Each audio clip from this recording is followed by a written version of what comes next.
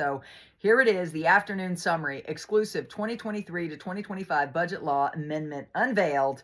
It says we have obtained the full text of the First Amendment to Iraq's federal budget law for the fiscal years 2023 to 2025, which was approved by the Iraqi parliament in a session held on Sunday. The Iraqi parliament covered its fourth session of the first legislative term on its fourth legislative year on Sunday evening, chaired by First Deputy Speaker Moshan al-Mandwali, with the attendance of 176 lawmakers and a boycott by around 50 MPs. Notably, parliamentary sources suggest that the vote will stand and the government will continue to push its finalized budget allocations and advance economic planning for 2025 out. So that portion, the amendment about the HCL, and I think if I'm correct, it went from $6 a barrel to $16 a barrel.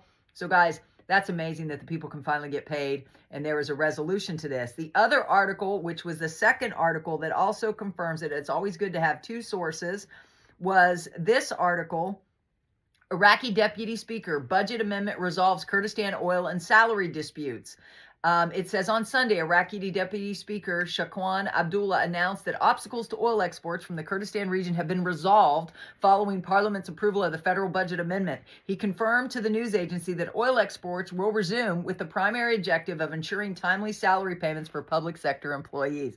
They need their money. It's good because I think teachers were protesting and stuff. That will end all that. Abdullah thanked all parliamentary blocs that supported the amendment, calling a major step toward reintegrating Kurdistan's oil sector into global markets, emphasizing that selling oil through Iraq's state oil marketing organization, the SOMO, eliminates the federal government's justification for delaying the region's budget allocations.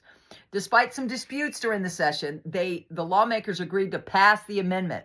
Abdullah noted that any modifications would have restarted negotiations, setting progress back to square one, given that the agreement involves the Kurdistan regional government, the federal government, and the oil companies.